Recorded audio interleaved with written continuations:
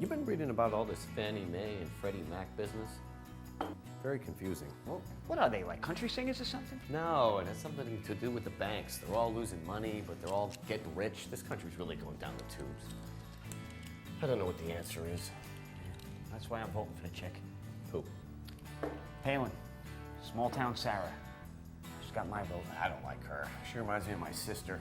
She has the same glasses. Ah, did you see her speech at the convention? I mean, she really hit it out of the park. She's smart and feisty. Great body, you know? She really brings a lot to the table. Totally nailed that Obama, you know? I didn't know he has no experience. Guy's just a community organizer. Well, he's also a senator. Illinois? That's a flyover state. Anyway, I knew this community organizer one time when I was in that halfway house.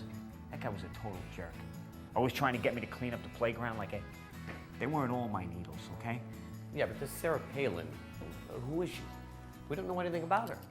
I don't want to know anything about her. It's part of a mystique. She's a woman. She's got secrets. You got to respect that. And what's she going to do for the country? That's what's important. Yeah, what is she going to do? Well, she'll do something. Because she's all about energy. She re-energized my base. Anyway, it's about time we had a woman in the White House. Do you know what it's like living with a glass ceiling? Having to look up at other people's sphincters all the time?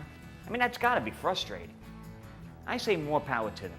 We've been screwing things up long enough now. It's their turn. Who are you kidding? You don't give a damn about women's rights. You just want to bang her. Yeah. It's part of a platform, isn't it? Drill, baby, drill.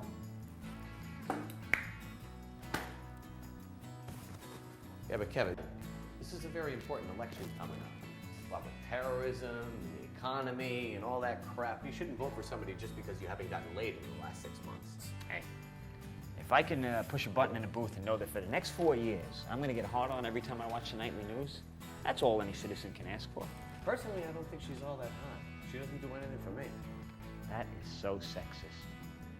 What, because she's not a tall blonde with long legs and big boobs, she's not qualified for higher office? She was a beauty queen, you know. Yeah, but come on. She was up against Eskimos. Anyway, I don't care if she's friggin' Heidi Klum. You can't get into the habit of making voting decisions with your crotch. That's not what the founding fathers intended.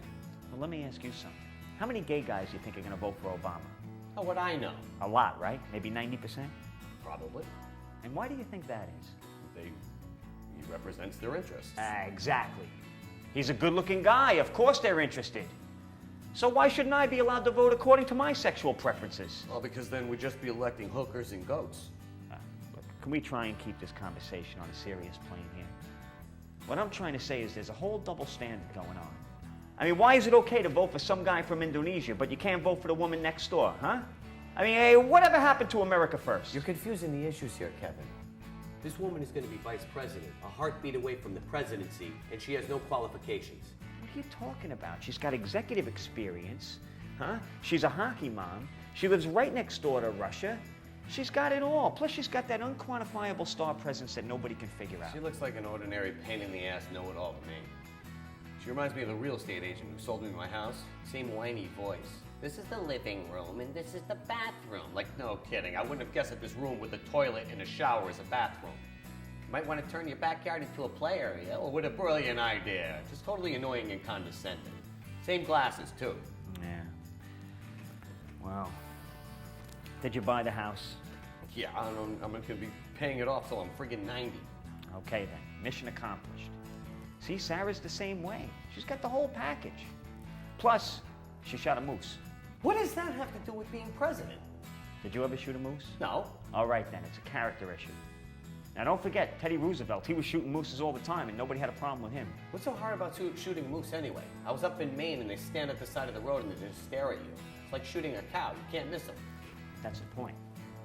You know, you have to walk right up to a moose, and they look at you with those big, trusting eyes, and you just pick up your shotgun and blow them away. Now, that takes guts. That's the kind of person I want talking to Putin. Now, he'll come along with his cheesy cat grin and try and give her a big hug, and she'll stick a knife right in his back. And that's for Georgia, you commie bastard. She's a special lady. And she'll kick global warming right in the ass. She doesn't even believe in global warming. Yeah, it's part of her strategy, the cold shoulder. Are you obviously read up on this stuff, but some of it just doesn't make sense.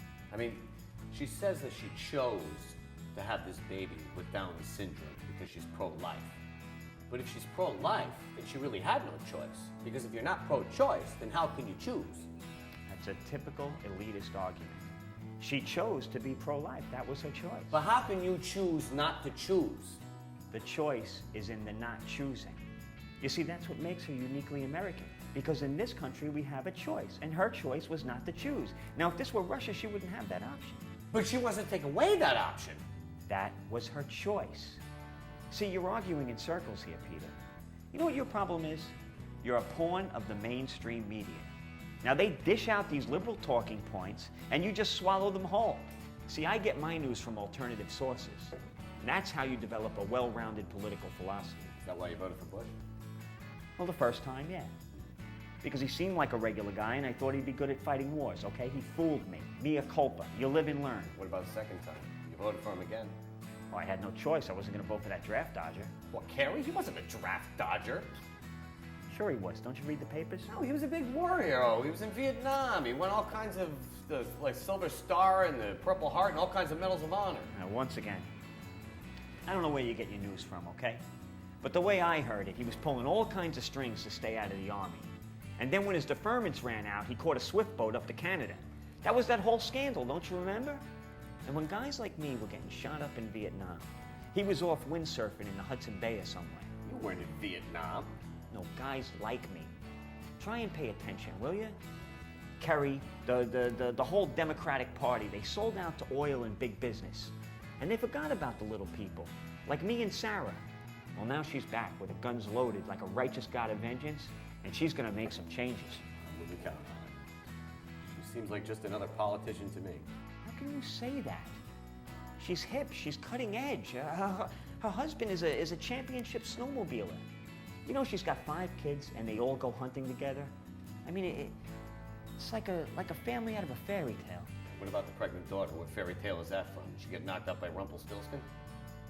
That's a private matter, and personally, I think you're an idiot for even bringing that up. You know, show a little respect. Yeah, well, look, I don't care how many kids she has. I don't care if she has a litter of grizzly bears. I'm not voting for her. She reminds me of this nun I had in 5th grade, Sister Rosarita. Friggin' sadist. She used to make me clap the erasers even though she knew I had asthma. I was coughing up chalk dust for months. She had a monocle. Yeah, well, clearly you've had a tough life and it scarred you in some ways, but you can't let that blind you to the facts of life. Now, Sarah is the real deal. Now, maybe you're uncomfortable with the thought of a strong, dominating woman, but I welcome it. I like the idea of a woman telling me what to do, taking charge. Go ahead, baby. Give me some orders. Put me in my place. I'll build you a bridge to nowhere. What does that mean? I don't know.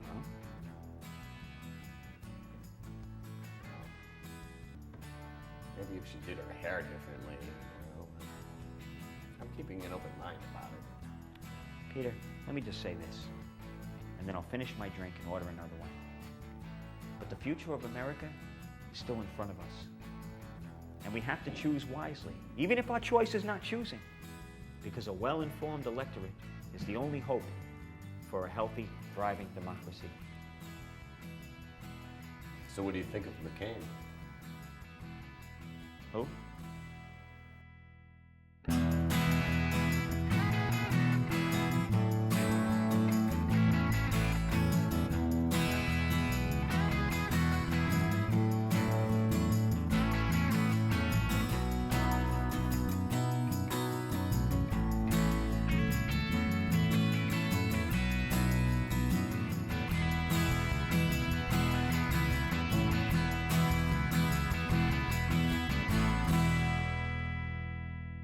Ouch! Ooh, ouch!